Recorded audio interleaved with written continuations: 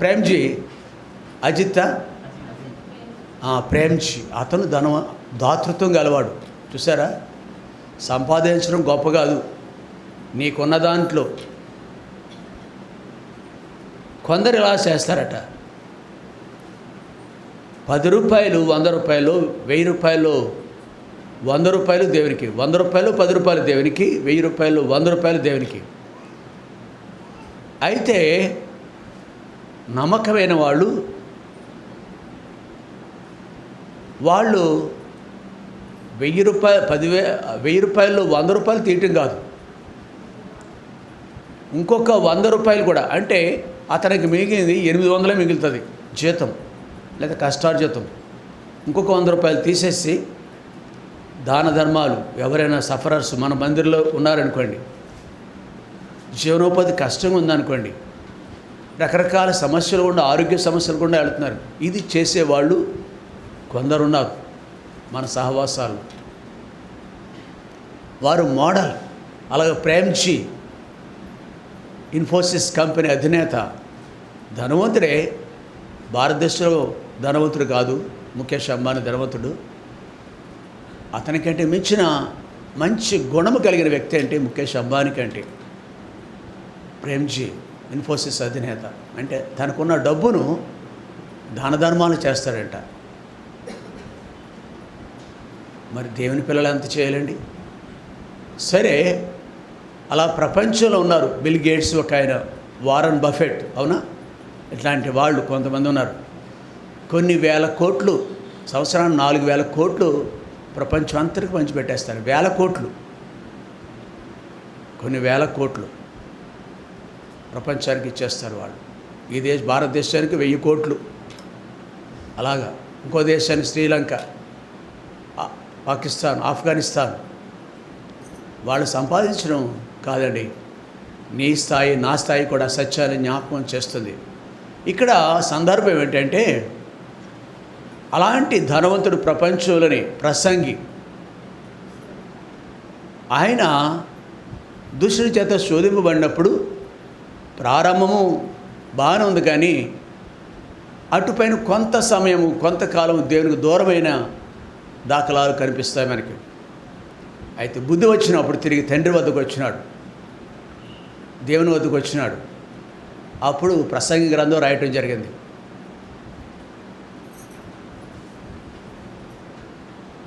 ఇదంతయు వినిన తర్వాత తేలిన ఫలితార్థం ఇదే, దేవుని యందు.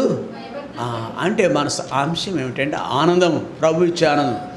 దేవునిలోనే ఆనందం ఉంది తప్ప, అది దేవుని యందు భయభక్తులు కలిగి ఉన్న వారికే ఉంటుంది.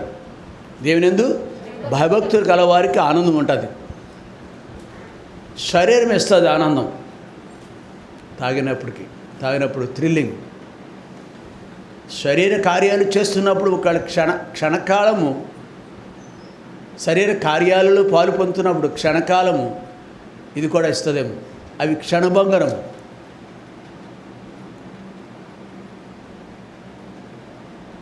జోదము, ఇట్లాంటివన్నీ కూడా. కానీ దేవుడిచ్చే ఆనందం ఉందే, అది మాత్రం అది ఆత్మ సంబంధమైంది. ఆత్మకు ఆనందిస్తే శరీరానికి కూడా ఆనందం ఇస్తుంది అని తన అనుభవం ద్వారా ప్రపంచానికి, ఆత్మీయ లోకానికి నేర్పిన సత్యం. దేవుని యందు భయభక్తులు కలిగి ఉండాలి మనం, అప్పుడు గొప్ప ఆనందం మనం పొందగలం. రెండవదిగా లూకాసు వార్త మొదటి అధ్యాయం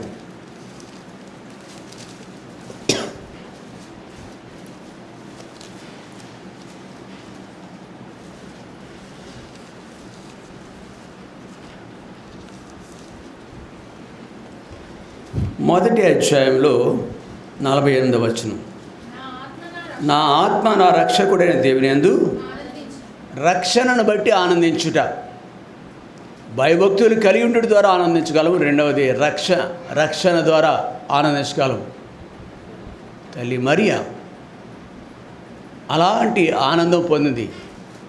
లోకరక్షకుడు తన గర్భం ద్వారా వచ్చినాడు అనే సత్యం అందరికీ తెలుసు మనకి. అయితే తను దినములు గర్భము ధరించి కొన్ని దినములు అయిందో లేదో ఈ అనుభూతి గుండా పరిశుద్ధాత్మ తనను ఆవరించాడు. పరిశుద్ధాత్మలో ఉన్న ఆవిడే ఈ విధంగా ప్రభువుని ఘనపరుస్తుంది అనమాట అండి.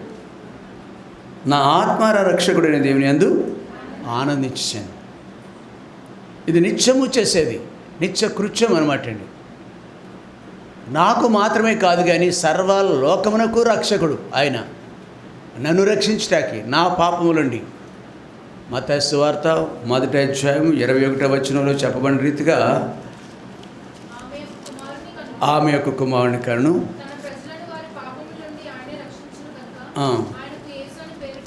ఇక్కడ ఈమె వ్యక్తిగతంగా దేవుణ్ణి ఆరాధిస్తుంది. నా ఆత్మ నా రక్షకుడైన దేవుని యందు ఆనందం.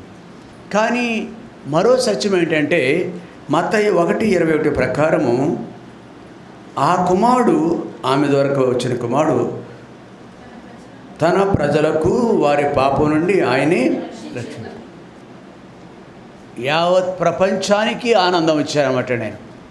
అందుకే లూకాసు సువార్త మరో చోట చూడండి 10వ అధ్యాయం అనుకుంటా, 2వ అధ్యాయం, అది 2వ అధ్యాయంలో అనుకుంటా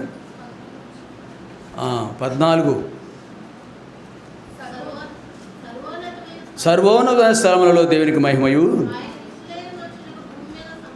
చూసారా, ఎవరైతే ఆయనకు చేరువుగా వస్తారో ఆయన నమ్ముకుంటారో ఈ అనుభవం, ఈ గొప్ప సమాధానం, సమస్త జ్ఞానం ఉంచిన సమాధానం లేక ఆనందము మనకు కలుగుతుందని యేసు ప్రభు పుట్టుక తెలియజేస్తుంది అనమాట అండి. నా ఆత్మ నా రక్షకుడైన దేవుని యందు ఆనందిస్తుంది. ఆమె అనుభవాలు ఏంటంటే రక్షకుడిని తను చూస్తున్నప్పుడు, రక్షకుడు లోకంలో రాలేదు, తన గర్భంలోనే చూసుకుంటుంది, తన గర్భంలో ఉన్న రక్షకుడిని చూస్తుంది, ఇలాగున సాగిలపడి దేవుని సన్నిధిలో ఆరాధిస్తుంది. అంతేకాదు ఇక్కడ 49లో నాకు గొప్ప కార్యము చేశాను, ఇది మొదలుకొని అన్ని తరముల వారు నన్ను ఎంచేత సర్వ లోకానికి ఆనందించే ఆయన. ఈ ధన్యత కొందరు భౌతికంగా చూస్తారు, కొందరు నిత్యమైన ఆనందాన్నిచ్చే శరీర సంబంధంగా. ఒక ఆవిడ అంటదండి ఈ లూకాసు వార్తలో, చూడండి ధన్యత ఆవిడకి ఎలా గుర్తొచ్చింది. లూకాసు వార్త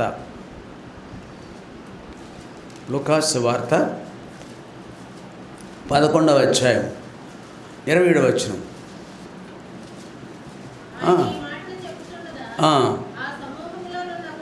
ఒక రోజున ప్రభువైన యేసుక్రీస్తు వారు భూమి మీద సంచరిస్తూ వాక్యం ప్రకటిస్తున్నారు. ఈ మాట చెప్పుచుండగా ఆ సమూహంలో ఉన్న యొక్క స్త్రీ ఆయనను చూచి,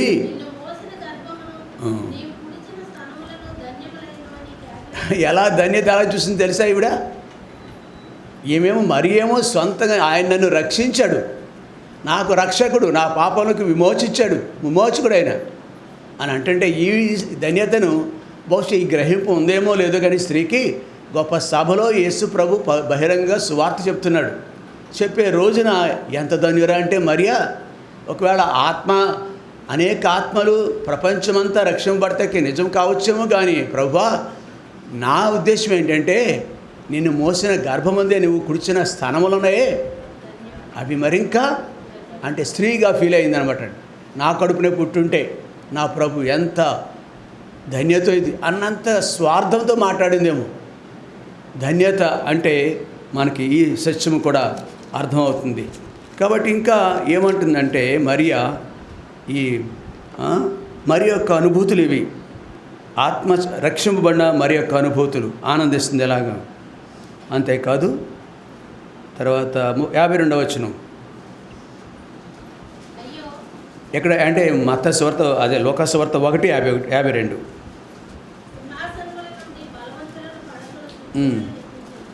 ఈ అనుభవం కూడా మరియా కొందనమాట అండి. ఆకలి గోరిన 53 ఆకలి గోరిన వారిని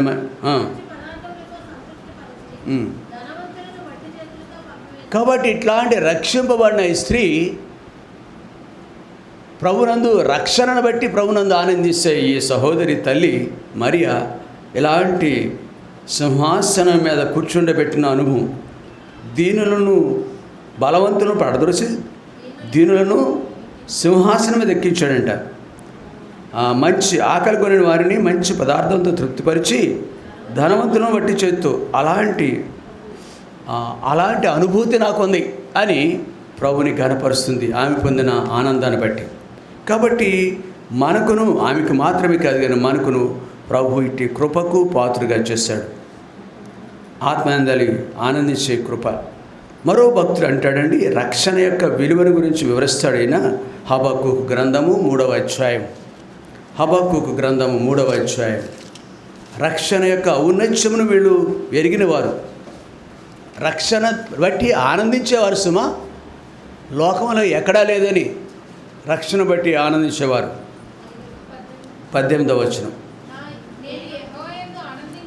చాలండి. నేను యెహోవా యందు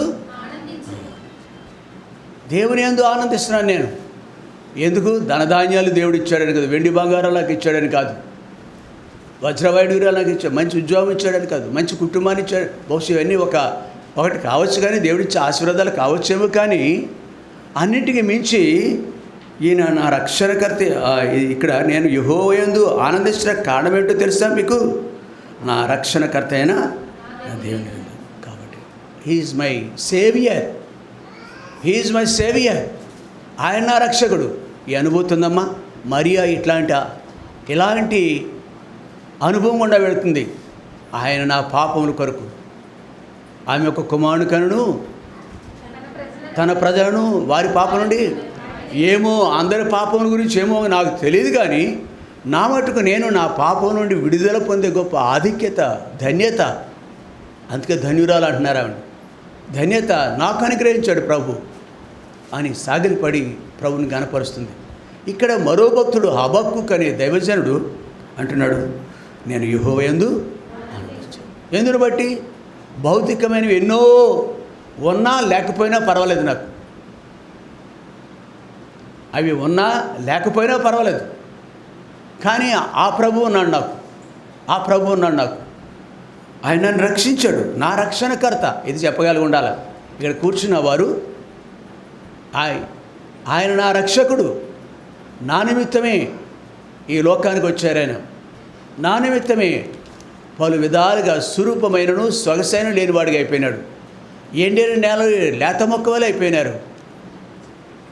చూడండి 53వ అధ్యాయం 3వ వచనం. అంటే యెషయా గ్రంథం, మన్నించండి, యెషయా గ్రంథము 53వ అధ్యాయం 3వ వచనం.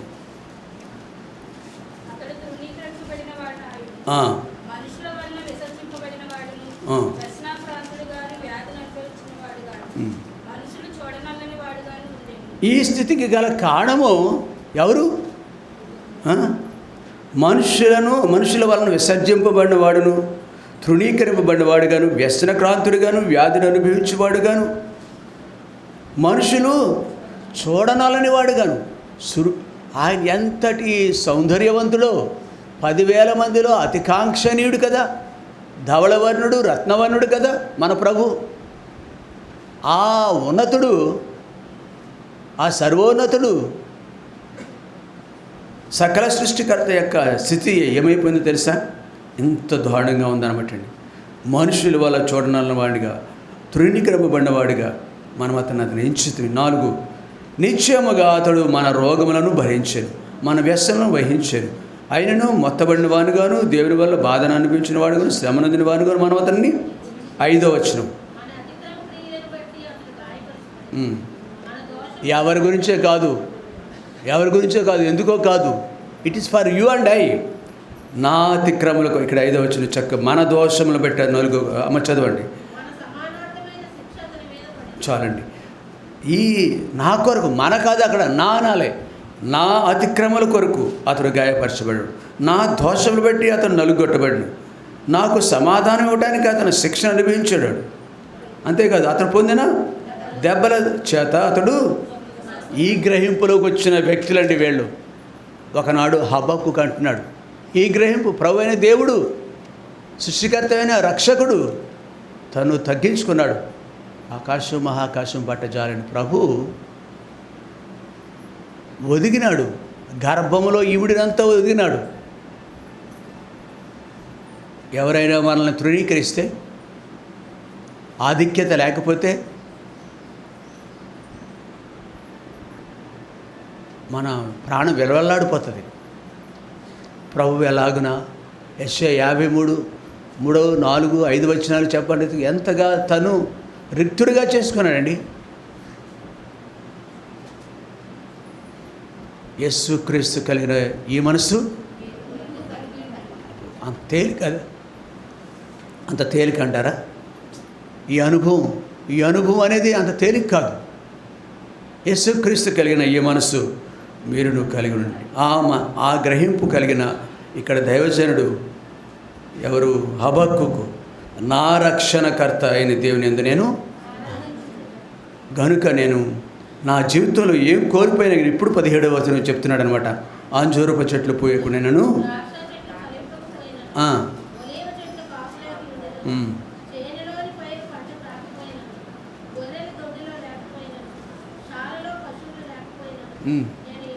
What ever it may be, ఏది సంభవించినా కానీ 19వ అధ్యాయము 24 వచనం, యోబు గ్రంథం 19వ అధ్యాయం 24వ వచనం.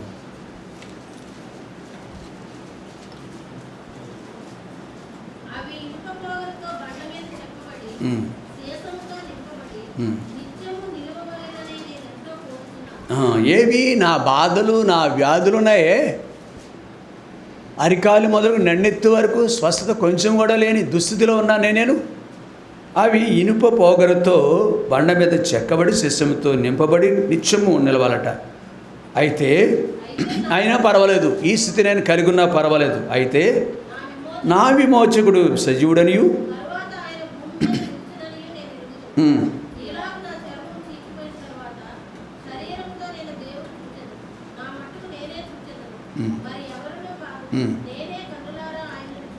నా దుస్థితి ఏమైనప్పటికీ, ఎంతగా దిగజారినప్పటికీ నో ప్రాబ్లం. చూసారండి మన ముందు ఉన్న భక్తులు ప్రభునందు నిరీక్షణ కలిగి ఆనందిస్తున్నాడు. ఇక్కడ నిరీక్షణతో ఎవరునూ కాదు, నేనే కన్నులారాయనను ఈ శరీరంను చూసుకోవాలి, ఈ శరీరంను చూసుకోవాలి, తను బాధపడాలి. తన గోళ్ళు కూడా మొత్తం శరీరంలో ఉన్న వచ్చే దురదలను, ఆ అరికాలు మొదలు నన్నెత్తి వరకు కూడా పుళ్ళు, అవి గాయాలు ఉన్నాయి. దాని కొరకు ఆయన బహుశా కొన్ని నెలలు ఈ చేతి బ్రేళ్ళు వాడి ఉంటాడు. ఇలాగా తను దురదను తగ్గించుకోవటానికి. కొంతకాలానికి గోర్లు కూడా అరిగిపోయినాయంట అతనికి.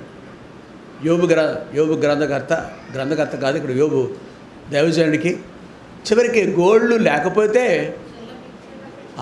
దగ్గరలో ఉన్న కొండ పెంకులు, శిల పెంకులు అంటే నాకు అర్థం కాదు కాబట్టి కొండ పెంకులు, అది శిల పెంకులు లాంటివి ఎక్కడో ప్రాకులాడుతూ నెమ్మదిగా వెళ్ళి అవి వాటి సహాయంతో తన యొక్క చీము రక్తము కారుచున్న వాటిని గాయాలని శుభ్రం చేసుకుంటున్నాడు. ఆ దురదను తీర్చుకునే పనిలో ఉన్నాడనమాట.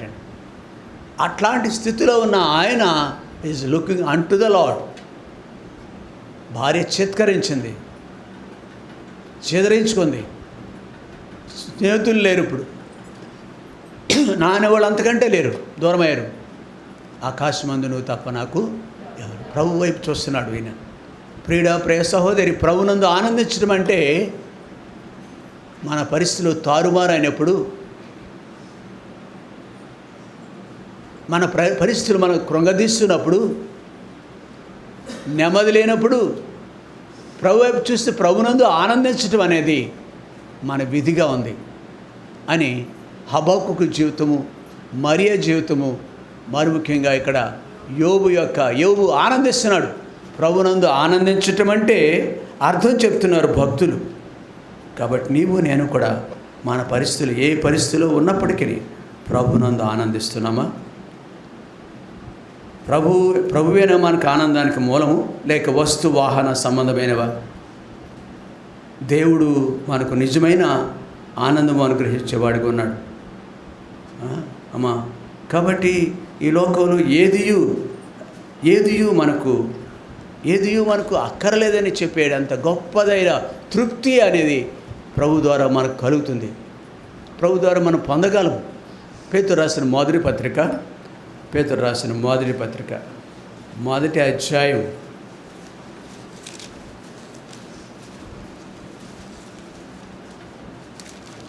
9వ వచనం. ఆ, ఆయనను ప్రేమిస్తున్నారు. ఉమ్, ఇప్పుడు ఆయనను కన్నులారా చూడగా విశ్వసించుచు, ఉమ్, మీ విశ్వాసములకు ఫలమును ఉమ్. అనగా ఆత్మరక్షణను పొందుతూ చెప్పన సత్యమును మహిమాయుక్తములైన సంతోషం కలవారై ఆనందిస్తున్నారు. చాలమ్మా. మీ విశ్వాసమునకు ఫలమును అనగా ఆత్మరక్షణ పొందుచు చెప్పని అసఖ్యమును మహిమ. ఇది ఆనందం అండి, ప్రభు ద్వారా అనుగ్రహించేది. ఇది మరియ కలిగి ఉంది, హబక్కు కలిగి ఉన్నాడు, యోబు కూడా కలిగి ఉన్నాడు. అంతవరకే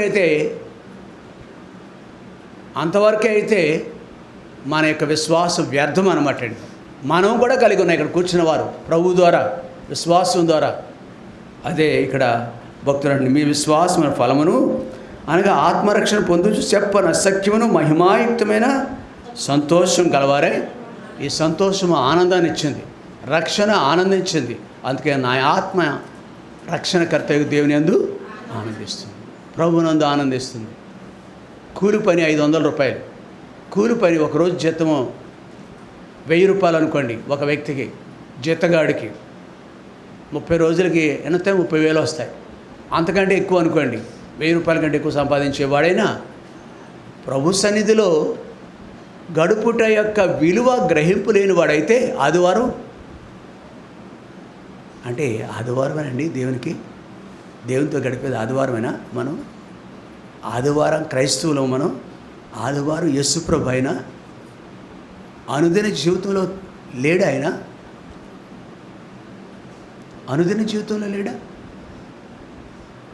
కొంతమంది యేసుప్రభు అంటే అర్థం చెప్పమంటే నేను కొంతమందికి యవన బిడ్డలు చెప్తూ ఉంటాను. అయ్యా నీవెవరు అంటే నేను ప్రభు బిడ్డనని చెప్తే తర్వాత యేసుప్రభుడు కొన్ని 3-4 మాటలు చెప్పాలయ్యా ఎదుటి వ్యక్తికి. నువ్వు ఈనాటి క్రైస్తవులు కనుక ప్రశ్నిస్తే తప్పక గుళ్ళో కనిపిస్తారండి ఆదివారం నాడు. మేము ఆదివారం క్రైస్తవులు అన్నట్టే ఉంటుంది బతుకంతా కూడా కదా. మనకి ప్రభుతో గడుపుతున్నామా? కుటుంబంతో ప్రభుతో గడుపుతున్నామా? వ్యక్తిగతంగా ప్రభుతో గడుపుతున్నామా? మొదటి వర్తమానంలో విన్నాం, నీ దేహం దేవుని యొక్క ఆలయమని మీరు ఎరుగరా. మన ఇల్లు కూడా ఆయన యొక్క ఆలయమే. కలిసి కుటుంబంగా కలిసి ప్రభునందు ఆనందించగలుగుతున్నామా? ఇందాక 711వ పాట ఉంది, ఎదురు చూచేదము దృఢపునాది గల పట్టణమునకై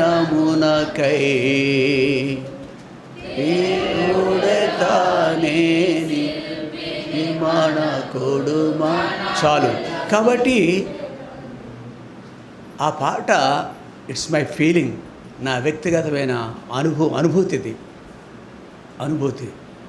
మనపూర్వకంగా ఆత్మపూర్వకంగా మనం పాడగలిగితే ఒక పాట పరలోక రాజ్యానికి వెళ్తామండి. చాలా పాటలు నన్ను కదిలిస్తాయి. భక్తులు ఉన్నారు అలాంటి వాళ్ళు. దేవునికి స్తోత్ర రూపం క్రొత్త గీతమును ఆయన నోట ఉంచాడు. అనేకులు దానిని విని ఆయన వద్దకు బోధ ద్వారా మాత్రం కాదు, మన ఇంట్లో పాటలు పాడతాం కదా. మన ఇంట్లో ఒక సినిమా హాల్ ఉంటుంది. సినిమా హాల్కి వెళ్ళక్కర్లేదు, సినిమా హాల్ ఇంట్లోనే ఉంటుంది, అంటే టీవీ. ఆ పాటలు వినవచ్చు, అన్యమైన పాటలు అవి. దేవుని పాటలు మీ ఇంట్లో వింటున్నారు ఎప్పుడైనా? ఎవరైనా పాడగలుగుతున్నామా? మన కుటుంబాన్ని భార్య కూర్చుంటుంది, నేను కూర్చుంటే ఎదిగిన పిల్లలు. వెరీ గుడ్ అమ్మ, చక్కటి మాట అది, వెరీ గుడ్. అనేకులు దానిని చూచి లేక విని దేవుని యందు చాలా శ్రేష్టమైనది ఆ పాట. బిడ్డ నాకు సరిగా అందించలేదు. అనేకులు దాన్ని చూసి దేవుని యందు ఇది భయభక్తులు కలిగి, అబ్బా అబ్బా అబ్బా, హౌ ఇట్ ఈస్ పాసిబుల్, ఎలా సాధ్యమైందండి? ఇది దావీదు యొక్క అనుభవం అండి. 40వ అధ్యాయ కీర్తనలోనే ఈ సందర్భంలో మనం మాట చూద్దాం. 40వ అధ్యాయం 3వ వచనం ఏముంది? No no no no no కాదండి, అక్కడ కాదండి, అదే 40వ అధ్యాయం, అది కాదు, అది అయిపోయింది, మనం చదివేస్తాము. 9వ వచనం అండి. నా పెదవులు మూసుకొనక మహాసమాజంలో నీతి సువార్తను నేను ప్రకటించి ఉన్నానని నేను అంటిని. యెహోవా, అది నీకు తెలిసే ఉన్నది. నీ నీతిని నా హృదయంలో ఉంచుకుని నేను ఊరకుండలేదు. నీ సత్యమును నీ రక్షణను నేను వెల్లడి చేసి ఉన్నాను. చాలండి, చాలు. నా పెదవులు మూసుకొనక మహాసమాజంలో నీ నీతి సువార్తను నేను 10 నీ నీతిని నా హృదయంలో ఉంచుకొని నేను ఊరకుండా లేదు. అనుభవం, మరొక అనుభవం అన్నమాట ఇది. విశ్వాస యొక్క అనుభవం. దేవుని యందు ఆనందించే వారిని గురించి చూస్తున్నాం మనం. ప్రభునందు ఆనందించడి. ఫిలిప్పీ 4:4 ప్రకారం 1 పాటల యందు ఆనందించుట. పాటల యందు ఆనందించుట. చర్చిలో కాదు, ఆదివారం కాదు. భర్తను కూర్చోబెట్టగలిగిన భర్త భార్యగా ఉండాలి. భార్యాభర్తలు పిల్లలను కూర్చోబెట్టేవారు ఉన్నారు. ఎప్పుడండి? మన జీవితం ఎంత వ్యర్థమండి, ఎంత వ్యర్థమండి, ఎంత దౌర్భాగ్యం అండి మన జీవితం. మన పిల్లలను కూర్చోబెట్టలేము. మన పిల్లలను కూర్చోబెట్టలేము. ఇక్కడ కూర్చున్న వాళ్ళు అనేకులు అధోగతిలో ఉన్నాం. మనం కుటుంబాన్ని కూర్చోబెట్టలేము. మనం కనీసం ఆ ముక్కు మూసుకునైనా కాంచేపు ఎలాగా మూతికి ముక్కు కట్టేసుకుని మూసుకున్నట్టే కదా అర్థం. ఆ మాస్క్ కట్టేసుకుని ఇంట్లో వరకు దగ్గరైతే మాస్క్ అక్కర్లేదు. ఆ ముక్కు మూసుకుని కొద్దిసేపు ఈ పొడుగా అంటే అబ్బాయి పొట్టుగా ఉన్న కూతురు అంతే. ఆలోచించుకుందాం మనం. అరే దివారాత్రులు కన్నీరు కారణిద్దాం. యవన కాలంలో తన భర్తను కోల్పోయిన కన్యక ఎలా విలపిస్తుందో అలాగా విలపించాలి. ఆ కుటుంబాలుగా ఉంటే మనము, అట్లాంటి కుటుంబాలుగా ఉంటే మనం ఎంత అద్భుతం జరుగుతుందో. విలపించవలసింది నా కొరకు కాదు, నీ కొరకే ఏడు, నీ కుటుంబం కొరకు ఏడు. ఆసక్తి ఉందా? బైబిల్ పట్టుకుని తిండికున్న ఆసక్తి, టిఫిన్కున్న ఆసక్తి,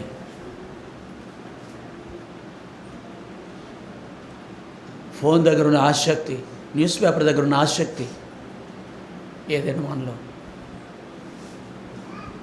ఆసక్తి ఉందా? ఆ ఆసక్తి ఆనందానికి నడుపుతుంది. మన ముందు కొద్దిమంది శ్రేష్ఠులు దైవజనులు ఎంతోమంది ఉన్నారు.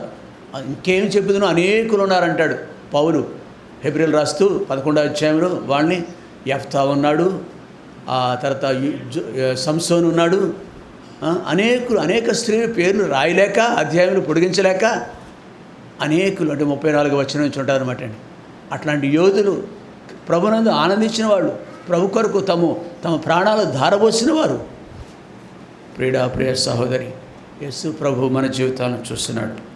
యేసు ప్రభులో మనము నిజంగానే కేవలము ఆచార్యంగా ఆనందిస్తున్నామా, అలవాటుగానా? లేదు ప్రియుడా, లేకపోతే ఆసక్తితో. ఈ మాటలు చెప్పిన పౌలుని అడుగుదాం ఎలాగ ఆనందిస్తున్నాడు. ఫిలిప్పీ 4:4 గ్రంథకర్త ఉన్నాడు కదా, పరిశుద్ధాత్మ దేవుడితో పాటు తన చేతిలో ఆయుధంగా కలముగా వాడబడిన పౌలు ఉన్నాడు కదా, అతను అడుగుదాం. ఫిలిప్పీలు రాసిన పత్రిక 3వ అధ్యాయంలో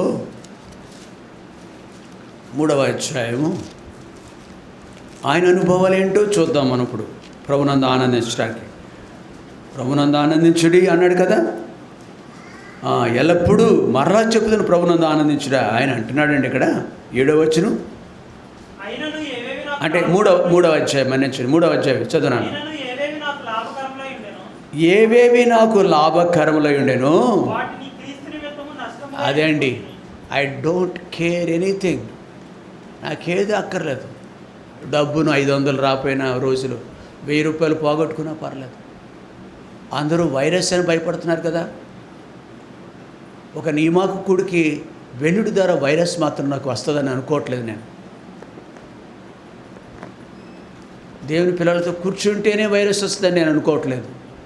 అని తెగింపుతో దేవుని మందిరానికి ఈ గ్రహింపుతోటి ఏవేవి నాకు లాభకరములై ఉండేనో వాటిని క్రీస్తు నిమిత్తము నష్టముగా ఎంచుకున్నాడటండి.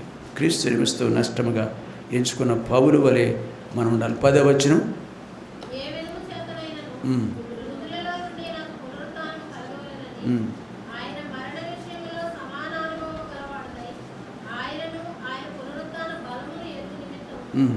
ఆయన శ్రమలలో పాలువాడనొకటి ఎట్టిదో ఎరుగు నిమిత్తము సమస్తము నష్టపరుచుకుని వాటిని పెంటతో ఇక్కడ 10, 11 వచనాల్లో చాలా లాభకరమైనవి ఆయనకు ఉన్నాయి. ఆయన ముందు ఆయనకు మేలైనవేవో, ఏ విధం చేతనే మృతుల్లో నుండి నాకు పునరుద్ధానం కలగాలి. ఆ పైన చూస్తుంటే అన్నింటినీ ఎందుకు నష్టపరుచుకున్నాడంటే 8వ వచనంలో ప్రభువైన యేసుక్రీస్తుని గురించిన అతి శ్రేష్టమైన జ్ఞానం కావాలి నాకు. తర్వాత విశ్వాస సంబంధమైన 9లో ఉంది, విశ్వాస సంబంధమైన నీతి అనగా విశ్వాసం వాడి దేవుడు అనుగ్రహించి నీతి గలవాడినే నేను ఉండాలి. తర్వాత 3వది పునరుద్ధానం కలగాలి, 10వ వచనంలో ఉంది.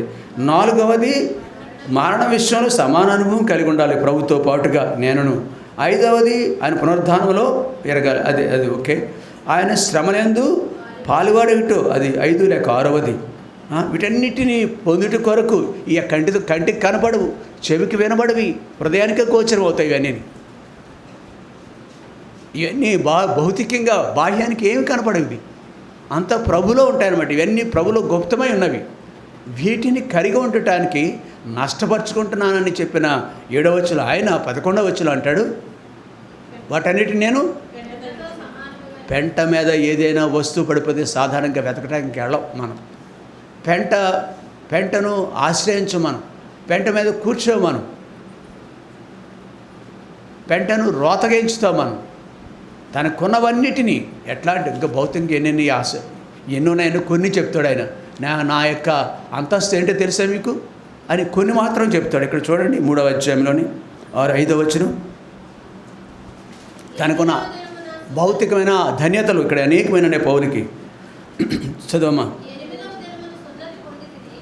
ఇశ్రాయేలు వంశపు వాడనై బెన్యామీను గోత్రములో పుట్టి హెబ్రీయుల సంతానమైన హెబ్రీయుడనై ధర్మశాస్త్ర విషయము పరిసయ్యుడనై ఆసక్తి విషయము సంఘముని హింసించువాడనై ధర్మశాస్త్రము వలన నీతి విషయము అనంత్యుడనై 7 అంతల ధన్యతలు ఉన్నాయి ఆయనకి. ధర్మశాస్త్రాన్ని బట్టి నీతిమంతుడు లేడు, ఒక్కడో లేడని పరిశుద్ధ గ్రంథమే చెప్తుంటే ఈయన అంటున్నాడు ధర్మశాస్త్రం బట్టి నీతి విషయంలో. బహుశా ఒకనాడు నోహు హానోకు నీతిమంతుడు కనబడ్డారు దేవుని ఎదుట. నీ ఒక్కడవే అని చెప్పాడు దేవుడు. ఇక్కడ కూడా ధైర్యంగా చెప్తున్నాడు, నేను ఒక్కడనే నీతిమంతుడిని. ధర్మశాస్త్రం అనించుడు అంటే అనీతి లేనివాడు, నీతిమంతుడు అని అర్థం. అట్లా అక్కడి నుంచి పై విషయాలు అనేకమైన అనమాట అండి ఇవి. సున్నతి పొందడం అనేది గొప్ప ఆశీర్వాదం. అంటే ఆ దినాల్లో ఆధిక్యత సంఘంలో ఇప్పుడు కూడా ఈ సున్నతిని బట్టి అతిశయించేవాళ్ళు అనేకులు ఉన్నారు. ఇశ్రాయేలు వంశపు వాడిని, బెన్యామీను గోత్రంలో పుట్టినవాడిని, హెబ్రీలో సంతానమై ఉన్నవాడిని. 5వది ధర్మశాస్త్ర విషయంలో పరిసేయుడు అట. 6వది సంఘాన్ని హింసించేవాడు, అది కూడా ఆధిక్యతే. అట్లాంటి ఎన్నో ఉన్నాయి. ఈ వ్యక్తి అన్నిటిని ఏం చేస్తున్నాడు ఇప్పుడు? ఇవి కూడా లేవు మనకి, ఇవి కూడా లేవు. పౌలుకున్న ఆధిక్యత. పౌలు మాత్రం ఎన్నో కలిగి ఉన్నా కానీ వాటన్నిటిని పెంటగా ఎంచుకుంటున్నాడు. దేని విషయం తెలుసా? ఫిలిప్పీ 4:4 ఇప్పుడు చెప్తున్నాడు అన్నమాట. ఇప్పుడు చెప్తున్నాడు, మరలా చెప్పుదును ఎల్లప్పుడూ ప్రభునందు ఆనందించుడి, మరలా చెబుతును. అది అనుభవంతో చేసి చూపించి మాట్లాడుతూ ఇతరులకు బోధిస్తున్నాడు అనమాట అండి. కాబట్టి నీవు నేను కూడా ప్రభునందు ఆనందించే వ్యక్తులుగా ఉండవలసి. కొంతమంది ఇట్లాంటి గొప్పదైన ఆనందాన్ని విడిచిపెట్టేసి అంతేకాదు, ఎవరైతే ఇలా రిక్తులు చేస్తుంటారో భౌతికంగా శారీరకంగా తమ రిక్తులుగా ఖాళీ చేసుకుంటారో వాళ్ళకి ప్రభువులో ఆనందం ఉంది.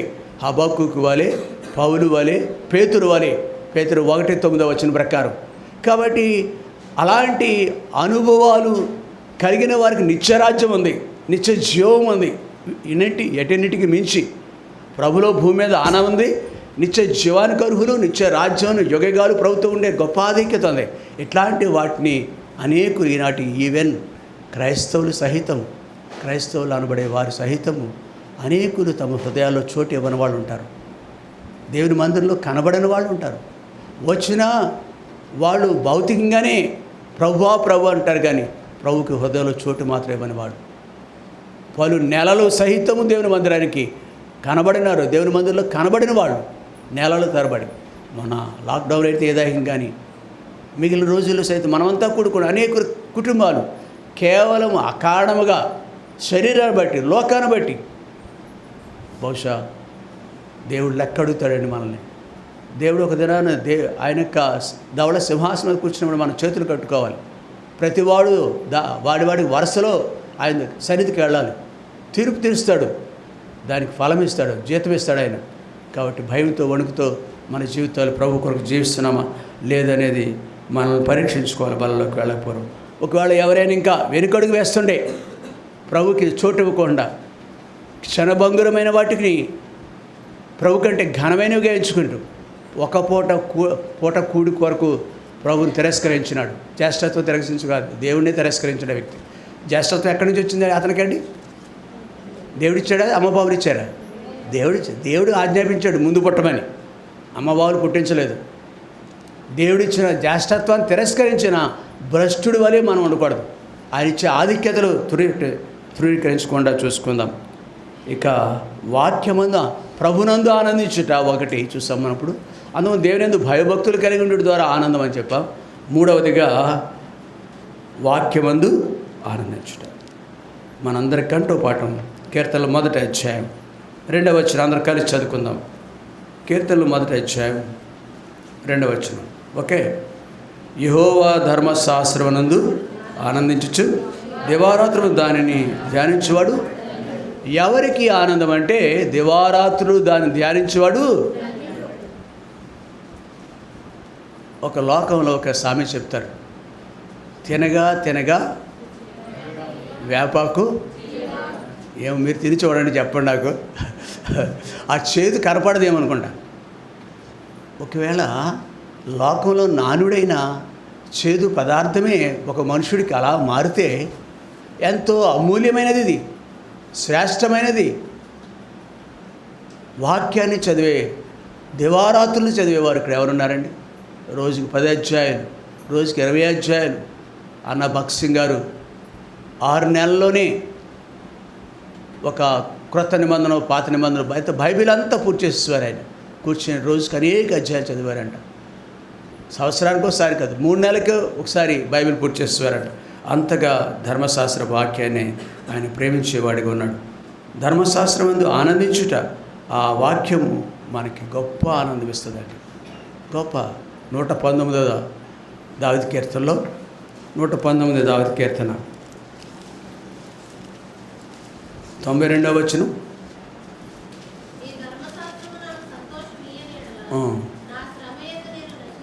చూసారా, భక్తుడు అంటున్నాడు ఇక్కడ ధర్మశాస్త్రం ద్వారా శ్రమలను జయిస్తున్నాడు అనమాట అండి. ధర్మశాస్త్రం ద్వారా సంతోషము లేక ఆనందం పొందుతున్నాడు అనమాట అండి 92వ అధ్యాయంలో. అంతేకాదు ఇదే కీర్తనలో 119 50వ వచనం. 50 నీ వాక్యము ఏమండి నశించిపోకుండా కాపాడబట్టకి ఏదో సహాయం చేసిందండి? నేను ఎప్పుడో కథమయ్యిపోయేవాడిని. నా శ్రమలలో, నా బాధలలో నన్ను ఇలా నిలబెట్టానంటే నేను కేవలం ధర్మశాస్త్రం నన్ను ఆదుకుంటుంది. దేవుని యొక్క వాక్యము నన్ను బలపరుస్తుంది, నన్ను బ్రతికిస్తుంది. ఇక్కడ 50వ వచనంలో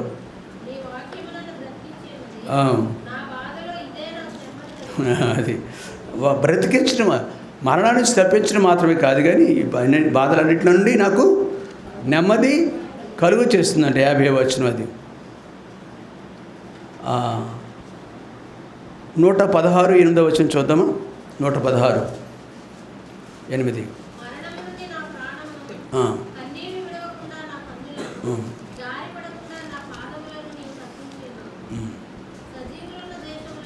చాలు మరణము నుండి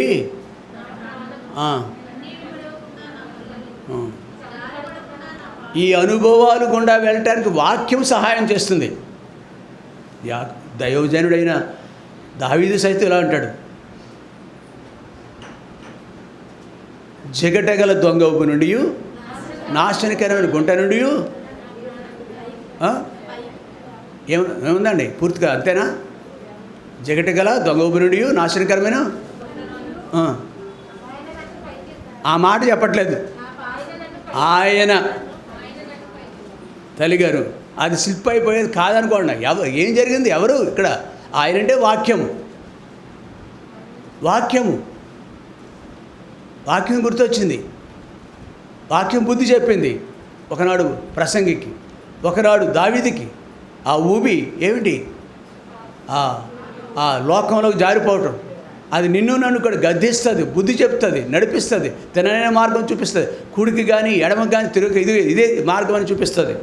కాబట్టి అలాగను 116వ అధ్యాయం 8వ వచనంలో కూడా నడిపించేదిగా ఉందని చెప్తున్నాడు అనమాట అండి.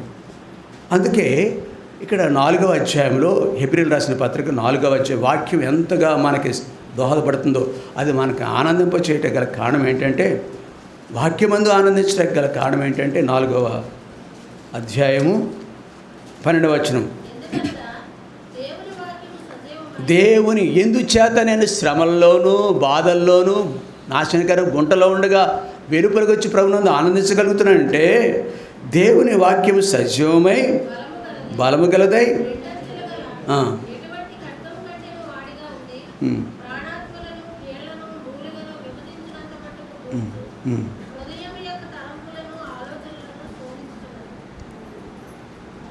చాలండి. ఇక్కడ ఎన్నెన్నో అనుభవాలంటే అండి, వాక్యము, దేవుని వాక్యం సజీవమైనది. న్యూస్ పేపర్ చదువుతాం, దాంట్లో మాటలు ఉంటాయి, దాంట్లో జీవం ఉండదు. ఇంక లోకంలో ఏ పుస్తకమైనా సరే, నీ క్లాసు పుస్తకాలు, నువ్వు చదువుకునే పుస్తకాలు, వాటిలో జీవం ఉండదు. కానీ పరిశుద్ధ గ్రంథపు వాక్య భాగాల్లోనే జీవం ఉంటుంది. ఆ వాక్యాలు మనల్ని ఆదరిస్తూ ఉంటాయి. విశ్వాసం బట్టి ధనం కంటే క్రీస్తు విషయమైన నింద గొప్ప. ప్రభునందు విశ్వసించిన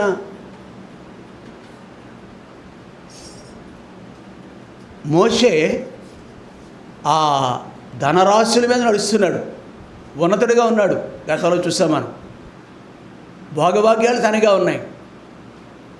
అక్కడి నుంచి వెలుపలికి వచ్చాడు. అవి ఒక గుంట, ఈ నాశనకరంగా ఉన్న గుంట అతనికి. అది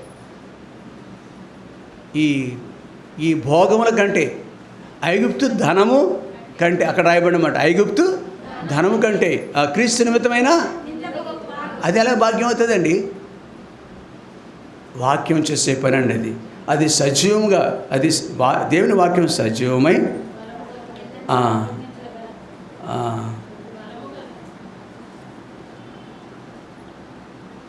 అమ్మా చదవండి. ఎంత బలమైనది, ఎక్కడైనా ప్రవేశించగలదు అంటుంది. 3వది అది 2 అంచులు కలిగిన ఖడ్గం. 4వది ప్రాణాత్మ కీళ్లను మూలు విభజించినంత వరకు దూరుచు హృదయం యొక్క తలంపులను ఆలోచనలను. కాబట్టి ఎంతటి ఈ విధంగా మనల్ని సరిచేస్తూ చక్కబరుస్తూ ఒక మనుషుడు డాక్టర్ దగ్గరికి వెళ్ళాడు అనుకోండి. మొన్న పేపర్లో చూస్తాను, మీరు కూడా చదువుంటారు. పేపర్లోనో వాట్సాప్లో మెసేజ్ వచ్చింది. ఒక సినిమా యాక్టర్, మంచి స్టార్ అనమాట అండి. ఆయన ఏదో పిక్చరు ఏదో కార్యక్రమానికి వెళుతూ తను ల్యాబ్కి వెళ్ళి టెస్ట్ చేయించుకున్నాడు. టెస్ట్ చేయించుకుంటే పాజిటివ్ అని వచ్చిందంట. ఒకసారిగా ఏమవుతాడండి, షేక్ అవుతాడు. లావుగా ఉన్న వ్యక్తి సన్నమైపోతాడు అనమాట అండి.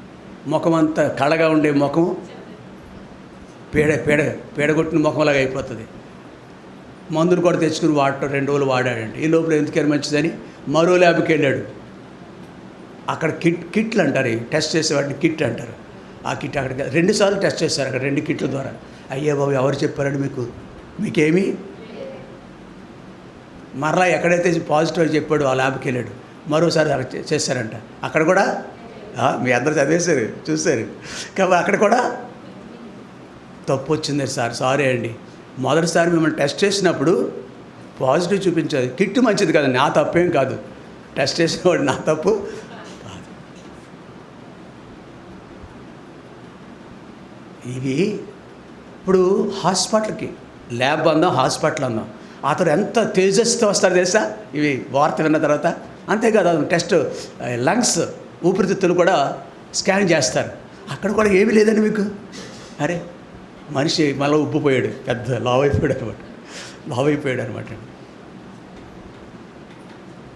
యేసు ప్రభు దగ్గరికి వచ్చినప్పుడు ఒకరి యొక్క జీవితంలో దేవుడి వాక్యం చేసే కార్యాన్ని బట్టి మన ముఖము ప్రజ్వలిత సంతోషిస్తుంది, ప్రకాశిస్తుంది. వారు ఆయన వైపు చూడగా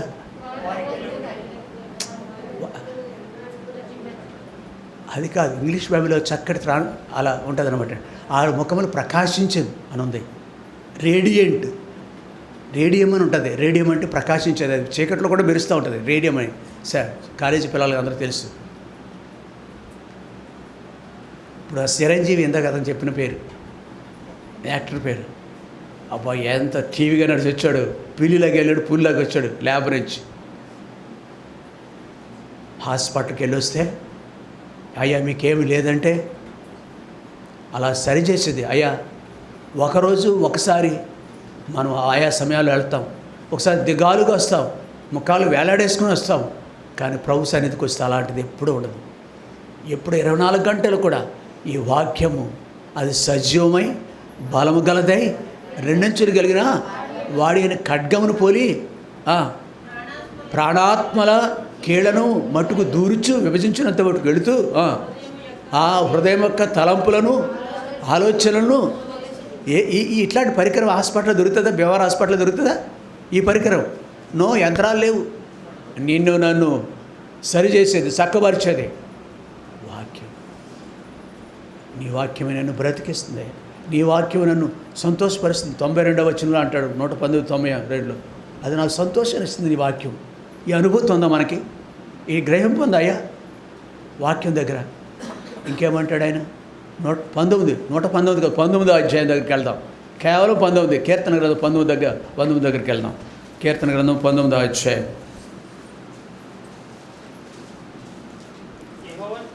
ఎక్కడ చదువు. యెహోవా నియమించిన ధర్మశాస్త్రం యథార్థమైనది, అది ప్రాణమును తెప్పరిల్లజేయును. యెహోవా శాసనం నమ్మదగినది, అది బుద్ధిహీనులకు జ్ఞానం పుట్టించును. యెహోవా ఉపదేశం నిర్దోషమైనవి, అవి హృదయమును సంతోషపరచును. యెహోవా ఏర్పరిచిన ధర్మము నిర్మలమైనది, అది కనులకు వెలిగించును. యెహోవా యందైన భయము పవిత్రమైనది, అది నిత్యము నిలుచును. చాలు. 19వ అధ్యాయం 10వ వచనం చదువునాను. అవి బంగారు కంటెను విస్తారమైన మేలిమి బంగారు కంటెను. ఇప్పుడు ధనవంతుడైన ఈ భక్తుడు, రాజు అయిన రాజ్యాధికారం కలిగిన ఈ వ్యక్తి 19వ కీర్తనాకారుడు, 19వ కీర్తన రాసిన వ్యక్తి అంటున్నాడండి. ఆయనకి కొన్ని 100 టన్నులు కొలది బంగారం ఉంది.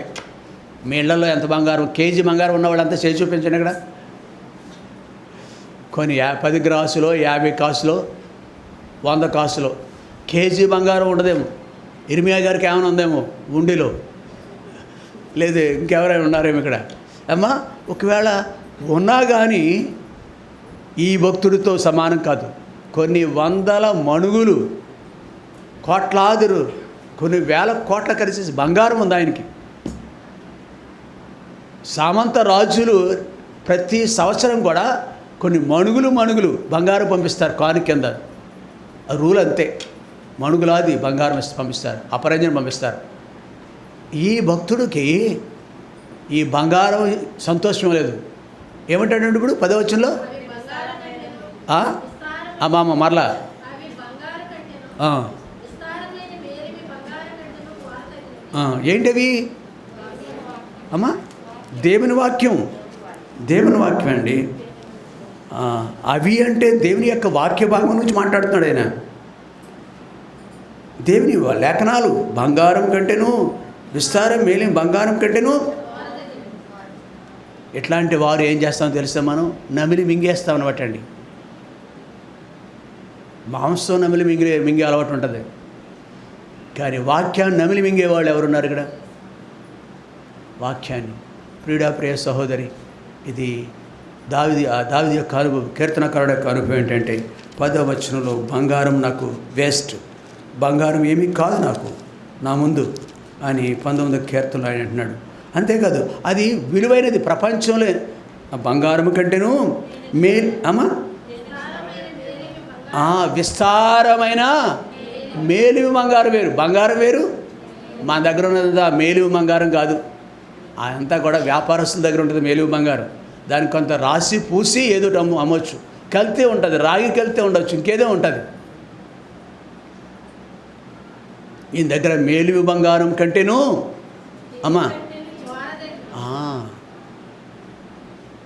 అవన్నీ వేస్ట్ నాకు, ప్రభు వాక్యం ఉంటే చాలు. ఇంకేమంటాడు అంటే వాక్యము దేనికంటే వెలగలిగినది ఏదైనా భూమి మీద ఉండంటే అపరంజి కంటేనే అంటాడు అనమాట. బంగారం కంటే అపరంజి విలువైంది.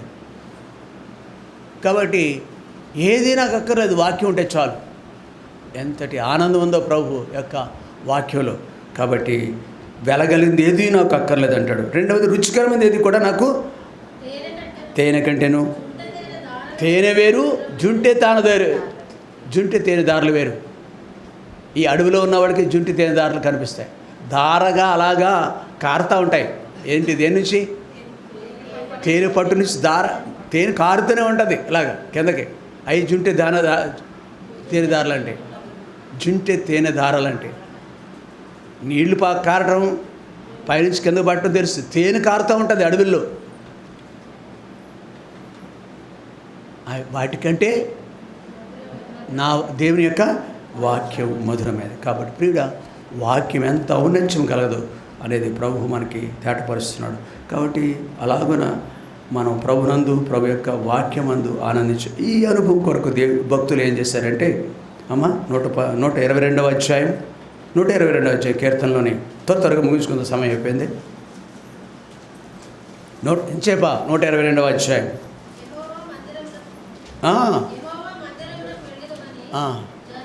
యెహోవా మందిరమునకు వెళ్ళుదామని జనులు నాతో అనినప్పుడు అంత భయపడుతూ చదువుతావేంటమ్మా? నేను సంతోషించింది. వై? బికాజ్ ఎందుకు ఆయనకి అంత సంతోషం? దేవుని యొక్క వాక్యం ఉంది అక్కడ, ఆహారం ఉంది అక్కడ, దేవుని వాక్యం ఉంటుంది మందిరంలో. కాబట్టి దేవుని యొక్క వాక్యం కొరకు నేను అంతే కదా. 84వ అధ్యాయం కీర్తన గ్రంథం 84వ అధ్యాయం 2వ వచనం త్వరగా. యెహోవా మందిరమును చూడవలనని నా ప్రాణం ఎంతో ఆశపడుచున్నది, అది సొమ్మచిల్లుచున్నది.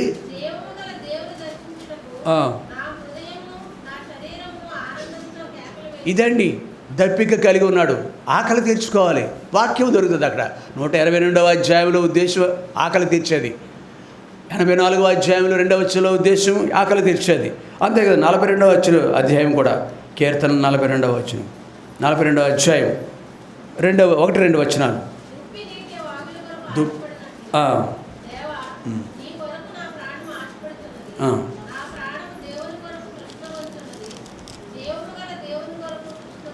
చాలండి. కాబట్టి అన్ని సందర్భాల్లో కూడా భక్తునికి గుర్తు వచ్చేది ఏంటి తెలుసా? భార్య పిల్లలు అక్కడ ఉన్నారని కానీ, అక్కడ అధికారం ఉందని కానీ, అక్కడ డబ్బు ఉందని కాదు. ప్రభు యొక్క సన్నిధి దొరుకుతుంది, ప్రభు యొక్క ఆహారం దొరుకుతుంది. 16వ అధ్యాయాలు అంటాడండి. చూడండి, కీర్తన గ్రంథము 16వ అధ్యాయము 11వ వచనం.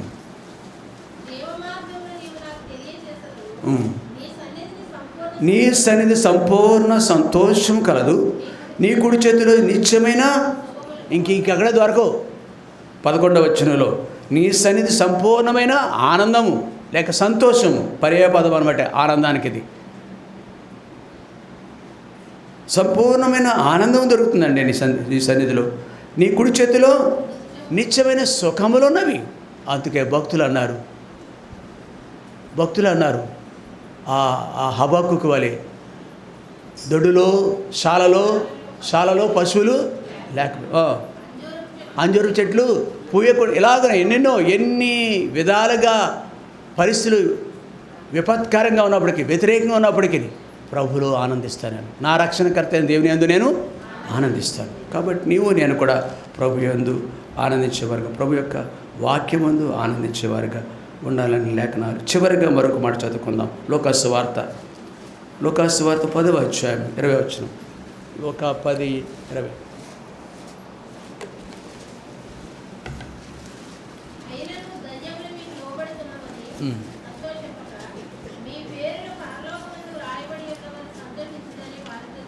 ప్రియ సహోదరి, మనము ఆనందించేది మరొకటి ఉంది. ఒకనాడు శిష్యులు ప్రభు అయిన యేసుతో అన్నారు, ప్రభువా, నీ నామం పేరట నువ్వు మమ్మల్ని ఆజ్ఞాపించావు కదా, వెళ్ళి సువార్త ప్రకటించమని. వెళ్ళి సువార్త నీ నామను ఆజ్ఞాపించినప్పుడు, ప్రకటించినప్పుడు దెయ్యాలు సైతం పారిపోతున్నాయి ప్రభువా పిచ్చివాళ్ళారా, దెయ్యాలు పారిపోతున్నాయని, అద్భుతాలు జరుగుతున్నాయని, చచ్చిన వారు లేస్తున్నారని కాదు సంతోషించవలసింది. అంతకంటే గొప్పది ఉంది, ఆనందించవలసింది. ఏంటో తెలుసా? పరలోకంలో మీ పేర్లు. నాకేం తెలుసా అమ్మా, నాకేంటి తెలుసా? వాటర్ లిస్ట్లో పేరుంటే నాకు సంతోషం. ఏం చేసి 10,000 15 అలా వేలు వస్తాయి. రేషన్ కార్డు నా పేరుతో ఉంటే సంతోషం. ఆరోగ్యశ్రీ నా పేరుతో ఉంటే అమ్మో ఎంత ఆరోగ్యం వస్తుందో నాకు సంతోషం. ఇదా మన సంతోషం? కావచ్చు, అవి కాదంటలేదు, ఒప్పుకుంటున్నాను నేను కూడా. కానీ ప్రభు ఇచ్చే సంతోషానికి ఆనందానికి సమానం కాదు. పేర్లు జీవగ్రంథంలో రాయబడి, మన పేర్లు ఎక్కడో ఆ విధంగా కాదండి. మన పేర్లు ఉండవలసిందే. ప్రియుడా, మన పేర్లు దేవుని యొక్క ఆ పరలోకంలో రాయబడటం అనేది సామాన్యమైన విషయం కాదు. భూమి మీద ఉన్నాం, మన పేర్లు ఇప్పుడు జీవగ్రంథంలో రాయబడినవి. జీవగ్రంథంలో రాయబడినవి. ప్రకటన గ్రంథం 13వ అధ్యాయంలో ఒక మాట ఉంటుంది చూడండి. ప్రకటన 13:8 వచనం చూద్దాము. 8వ వచనం. భూనివాసులందరూ అనగా జగదుత్పత్తి మొదలుకొని వధింపబడి ఉన్న గొర్రెపిల్ల యొక్క జీవగ్రంథమందు ఎవరి పేరు రాయబడలేదో వారు ఆ మృగమునకు నమస్కారం చేసి అంటే ఎవరి పేర్లు రాయబడిన వారు వేరే వాటికి నమస్కరించరు అని ఇక్కడ లేఖనాలు జ్ఞాపకం చేస్తాయి. ఎవరి పేరు రాయబడలేదు జీవగ్రంథమును, భూమి పుట్టినప్పటి నుంచి ఎవరి పేరు జీవగ్రంథమందు రాయబడలేదు, లేకపోతే రాయబడి ఉన్నవో వాళ్ళు ధన్యులు. రాయబడిన వారు అన్యమైన పద్ధతిలోకి వెళ్తారు. కాబట్టి 7వ అధ్యాయం 7:13 చూద్దామా? 13-14 ప్రకటన 7వ అధ్యాయం. తెల్లని వస్త్రములు ధరించుకొని వీరెవరు ఎక్కడి నుండి వచ్చిరని నన్ను అడిగారు. అందుకు నేను అయ్యా నీకే తెలియననగా అతడు ఇలాగ నాతో చెప్పాను, మీరు మహాశ్రమల నుండి వచ్చిన వారు గొర్రెపిల్ల రక్తంలో తమ వస్త్రములను ఉంచుకొని. కాబట్టి ఎవరి పేర్లు రాయబడతాయండి? అయ్యా, ఎవరి పేర్లు పరలోకంలో రాయబడతాయి చెప్పండి. ఇక్కడ రహస్యం చెప్పాడు. ఎవరి పేర్లు మాట్లాడంటే అలా చూస్తారు. నో గొర్రెపిల్ల రక్తముతో ఎవరు వారి యొక్క జీవితాలు కడుక్కుంటారో, శుద్ధి చేసుకుంటారు. ప్రభువా నేను పాపిని, లోకం నాకొద్దు, ఈ పాపిష్టి సమస్యలు నాకొద్దు, నువ్వు ఉంటే చాలు అని ఒప్పుకొని, ప్రభువా నన్ను నీ అమూల్యమైన రక్తంతో నన్ను కడుగు, నీవు నా కొరకే లోకానికి వచ్చాను నన్ను కడుగు అని ఎవరైతే చెప్తారో అటు వారి యొక్క బ్రతుకులు తెల్లనిగా మారిపోతాయి. తెలుపు పరిశుద్ధతకు సాదృశ్యంగా ఉంది. కాబట్టి నా జీవితంలో ఎప్పుడైతే తెల్లని వస్త్రాలు కలిగిన అనుభవంలోకి వస్తామో అప్పుడు మన జీవితాలు ఎక్కడ, మన పేర్లు పరలోకమందు రాయబడి. ఇంకొక మాట చూడండి, ప్రకటన 13:8 చదువు మనం. 17:8 రండి, ఇంకా లేట్ అయిపోతున్నాను. ఉండేది కానీ ఇప్పుడు లేదు. అయితే అది అగాధ జలములలో నుండి పైకి వచ్చుటకును నాశనమునకు పోవుటకును సిద్ధముగా ఉన్నది. భూనివాసులు రండి, ఆగండి ఒకసారి. 20వ అధ్యాయం 15 వచనం. ప్రకటన 20:15. ఎవరి పేరైన జీవగ్రంథమందు రాయబడినట్టు కనబడిన ఎడల వాడు అగ్నిగుండంలో పడవేయబడింది. చాలండి. కాబట్టి ఇప్పుడైనా ఇక్కడ ఎవరి పేరైనా, అయ్యా మీ పేర్లు క్లాస్లో ఉన్నాయేమో, మీ పేర్లు వాటర్ లిస్ట్లో ఉన్నాయేమో, మీ పేర్లు రేషన్ కార్డులో కూడా ఉన్నాయి. ఫ్యామిలీ ఫోటో ఉండాలి అక్కడ. ఎంతమంది ఉంటే అన్ని ఎక్కువ వస్తాయి మనకి, లాభాలు రాయితీలు బాగా ఉంటాయి, అనేకమైన సర్టిఫికేట్లు కూడా వస్తాయి దాని ఆధారంగా మనకి. ఇక్కడ మాత్రం ఒక సత్యాన్ని మనం జ్ఞాపకం ఉంచుకోవాలి. ఎవరి పేరైనను జీవగ్రంథమందు రాయబడినట్టు కనబడిన ఎట్లా వాడు ఎంత, అయ్యా అమ్మ ఎంత దారుణమైనది. దెయ్యాలు మనకు లోబడుతున్నాయని కాదు, స్వస్థతలు మనకు కలుగుతున్నాయని కాదు మీరు ఆనందించవలసింది. మీ పేర్లు జీవగ్రంథం లేక పరలోకంలో రాయబడి ఉన్నవి. సంతోషించారు. చివరిగా మరొక మాట, 22వ అధ్యాయం 27వ వచనం. 27 లేదా మన్నించండి. 21వ అధ్యాయం 21 అండి. గొర్రెపిల్ల యొక్క జీవగ్రంథమందు వ్రాయబడినవా?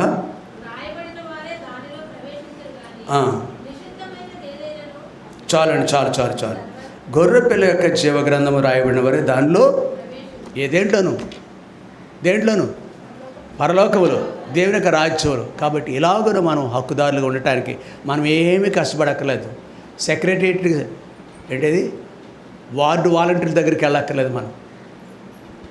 దాన్ని ఇంకోటి ఏమంటారు సచివాలయాలు, ఆ పేరు రావట్లేదు. సచివాలయం దగ్గరికి వెళ్ళక్కర్లేదు, మున్సిపల్ ఆఫీస్ దగ్గరికి వెళ్ళక్కర్లేదు. ఉన్న పాటుకి ఇక్కడే ప్రభువా నేను పాపి, నన్ను క్షమించాయి, నన్ను కడుగయ్యా, నీ జీవగ్రంథంలో నా పేరు రాయని ప్రభు వేడుకుందాం. మోకరించండి, ప్రార్థన చేసుకుందాం, ప్రభు వేడుకుందాం.